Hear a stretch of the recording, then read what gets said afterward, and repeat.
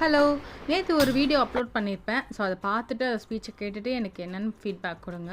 ரொம்ப நாள் கழிச்சு ஒரு ஓப்பன் அப் பண்ணியிருக்கேன். ஃபர்ஸ்ட் டைம் ஒரு ஓப்பன் அப்பா நான் பேசியிருக்கேன்.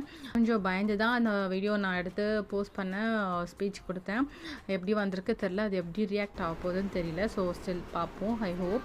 ஸோ அந்த பேட் டேஸை கலந்து என்னோட லைஃப்பில் திருப்பியும் என் வீட்டுக்கு வந்து இப்போ தான் கொஞ்சம் டே டு டே லைஃப்பை நான் ஸ்டார்ட் பண்ணியிருக்கேன். ஏன் பார்த்தீங்கன்னா, அம்மா வீட்ல தான் இருந்தேன். ஃபுல்லாக ரெஸ்ட்டில் தான் இருந்தேன். ஆல்மோஸ்ட் இன்றைக்குமே ரெஸ்ட்டில் தான் இருந்துகிட்ருக்கேன். எங்கள் ஹஸ்பண்ட் தான் ஃபுல்லாகவே டேக் கேர் பண்ணிகிட்ருக்காங்க. இருந்தாலும் சம்டைம்ஸ் கொஞ்சம் ஐடியாலாம் இருக்க முடியாது இல்லையா? 1, 2 வேலையை செய்யலாம். நம்ம மைண்டும் ஒரு மாதிரியே இருக்கும். அதே நினச்சிட்டே இருப்போன்றதுக்காண்டி 1, 2 வேலையை செய்ய ஆரம்பித்தேன். ஸோ அவரும் பார்த்தீங்கன்னா ஒர்க் பண்ணிகிட்ருக்காங்க. ஒர்க் ஃப்ரம் ஹோம் எடுத்துருந்தாங்க. நைட் தனியாக ஸ்டே பண்ண முடியாதுன்னுட்டு.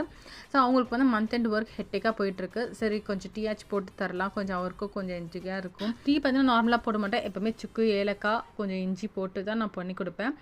ரொம்ப சூப்பராக இருக்கும் நான் போடுற டீ. எப்போவுமே பார்த்தீங்கன்னா நாட்டு சக்கரை யூஸ் பண்ணுவேன். இன்றைக்கி ஒரு நாள் சுகர் போட்டு கொடுன்னு சொன்னார். சரி ஓகேன்னு போட்டு கொடுத்தேன். அதே மாதிரி எனக்கு குழந்தைக்கும் பால் ரெடி பண்ணி கொடுத்துட்டேன். முடிச்சுட்டு அந்த அம்மா ஹோம்ஒர்க் பண்ணிட்டு இருந்தாங்க.